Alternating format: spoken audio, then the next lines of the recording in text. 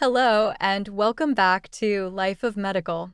Today, we're venturing into the cutting-edge world of medical diagnostics to explore one of the most powerful imaging tools available, the PET-CT scan. That's positron emission tomography combined with computed tomography. Ever wondered how doctors can pinpoint not just where a disease is, but also how active it is on a cellular level? PET-CT is often the answer. It's revolutionizing how we detect and manage complex conditions, especially cancer, but also in neurology and cardiology. So, if you're ready to understand this incredible hybrid technology, let's dive in. What is a PET-CT scan? Let's start with the basics. What exactly is a PET-CT scan? A PET-CT scan is an advanced nuclear medicine imaging technique that cleverly combines two distinct scanning technologies into a single machine and a single session to give a more complete picture of what's happening in your body. The PET part, which stands for positron emission tomography, provides detailed information about the function and metabolic activity of cells and tissues. The CT part, computed tomography, uses X-rays to create detailed pictures of the anatomy and structure of your organs and tissues. By fusing the images from both scans, doctors get a highly detailed, three-dimensional view that shows both the body's structure and its metabolic or biochemical activity. This synergy is incredibly powerful because sometimes an abnormality might show up as a change in cellular activity on the PET scan before it's visible as a structural change on a CT scan, or vice versa. It's this comprehensive view that makes PET-CT such an invaluable tool in modern diagnostics. How does a PET-CT scan actually work? This is where the real magic of hybrid imaging comes into play. How does a PET-CT scan actually work? It's a two-part process. For the PET scan component, you're first given a small, safe amount of a radioactive substance called a radiotracer or radiopharmaceutical. The most commonly used one is fluorodeoxyglucose, FDG, which is essentially a sugar molecule tagged with a radioactive isotope. Cancer cells, for example, are often highly metabolic and consume more glucose than normal cells, so they absorb more FDG. As the radioactive tracer decays, it emits positrons. These positrons collide with electrons in your body, and this collision, called annihilation, produces gamma rays that are detected by the PET scanner. A computer then analyzes these signals to create images showing areas of high radiotracer uptake, highlighting metabolic activity. Simultaneously, or immediately before or after, the CT scan component uses a rotating X-ray source and detectors to create cross-sectional images, slices, of your body, providing a detailed anatomical map. The computer then overlays the functional PET images onto the anatomical CT images, creating a single, fused image that precisely pinpoints areas of abnormal metabolic activity within the context of your body's structure. Why is PET-CT so powerful in medical diagnosis? The combined insight is what makes this technology a game changer. Why is PET-CT so powerful in medical diagnosis? Its strength lies in its unique ability to provide both functional and anatomical information in one go. This dual capability has profound implications. For instance, in oncology, PET-CT can detect cancer at very early stages, sometimes before it's visible on other imaging tests. It's crucial for accurately staging cancer, determining its exact location, its size, and whether it has spread to lymph nodes or other organs. This information is vital for planning the most effective treatment strategy. PET-CT is also invaluable for monitoring treatment response. Doctors can see if a tumor is shrinking or if its metabolic activity is decreasing, indicating the therapy is working.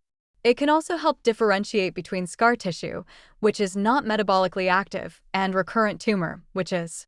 Beyond cancer, in neurology, it can help diagnose conditions like Alzheimer's disease by showing patterns of brain metabolism or pinpoint seizure focuses in epilepsy. In cardiology, it can assess heart muscle viability after a heart attack. This comprehensive view often leads to more accurate diagnoses and more personalized and effective treatment plans. Who administers the radiotracer, operates the PET-CT scanner, and interprets the images? A specialized team is involved in your PET-CT scan. Who administers the radiotracer, operates the PET-CT scanner, and interprets the images? The process begins with a nuclear medicine technologist. This highly trained professional will prepare and administer the radiotracer, usually via an intravenous injection. They are skilled in handling radioactive materials safely and will also operate the sophisticated PET-CT scanner, ensuring you are positioned correctly and that high-quality images are acquired. They monitor you throughout the procedure. After the scan is completed, the complex images are interpreted by medical doctors who have specialized training in reading these types of scans. This is often a nuclear medicine physician and/or a radiologist who has expertise in both PET and CT imaging.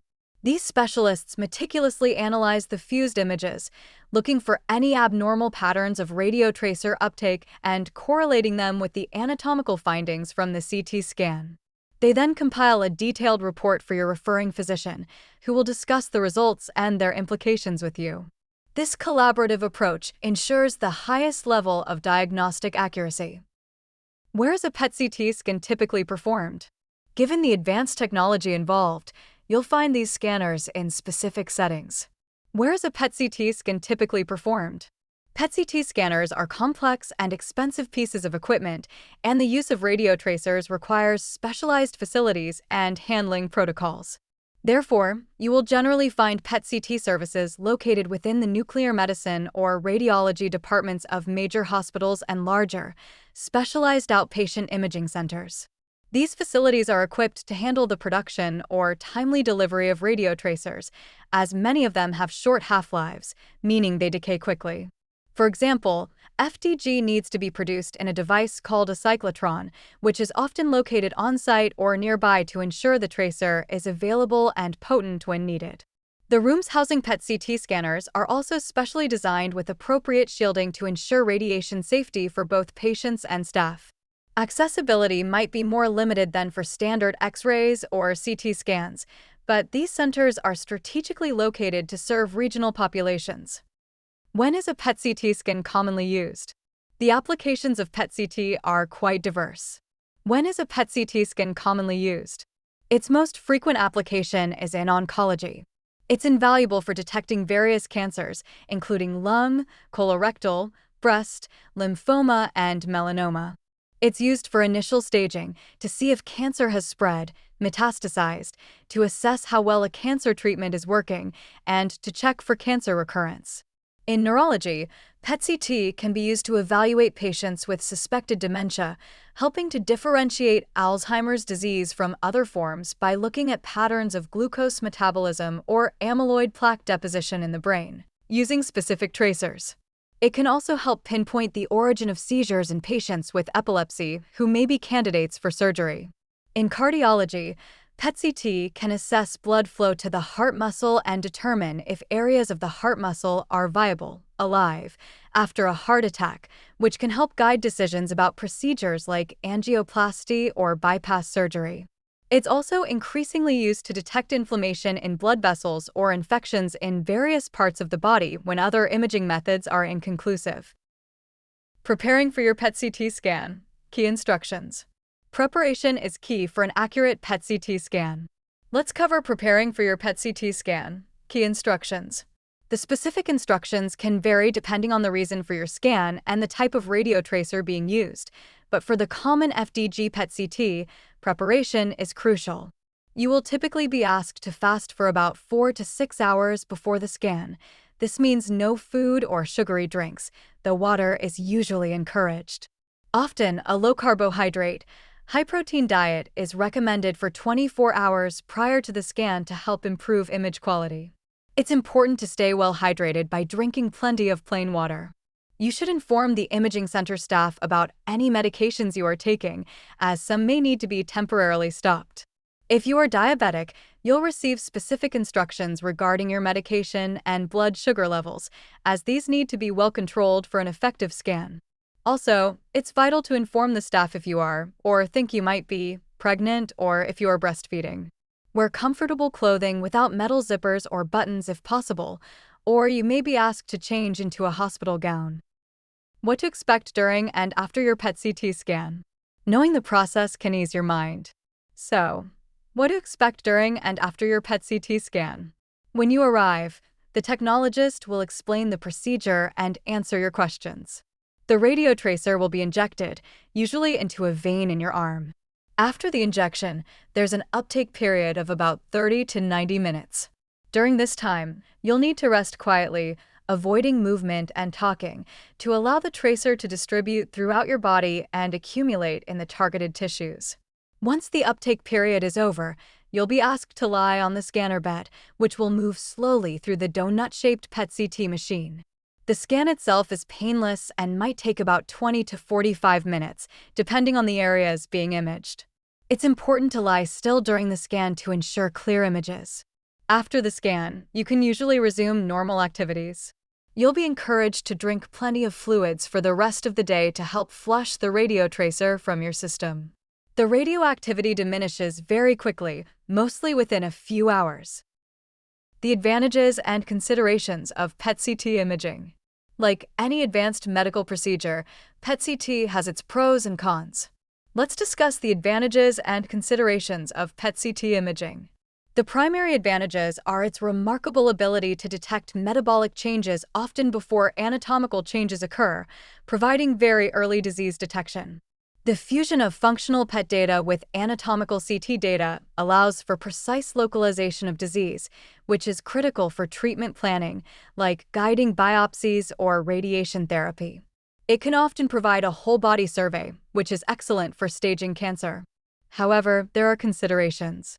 PET-CT involves exposure to ionizing radiation from both the CT component and the radiotracer, although the doses are kept as low as reasonably achievable and the benefits generally outweigh the risks for indicated conditions.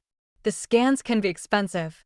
There's also a possibility of false positives, areas that light up but aren't cancerous, like inflammation or infection, or false negatives. Some slow-growing or small tumors might not show up as clearly.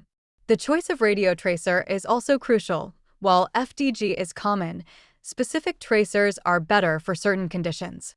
Your doctor will weigh these factors carefully.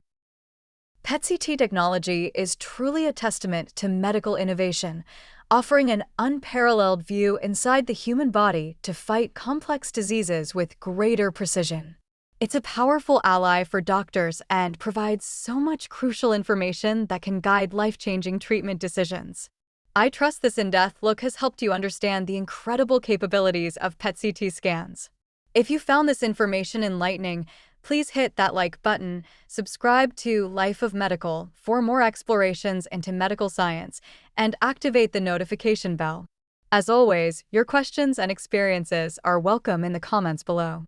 And most importantly, always consult with your healthcare provider for any medical advice. Thanks for joining me today. Stay informed and be well.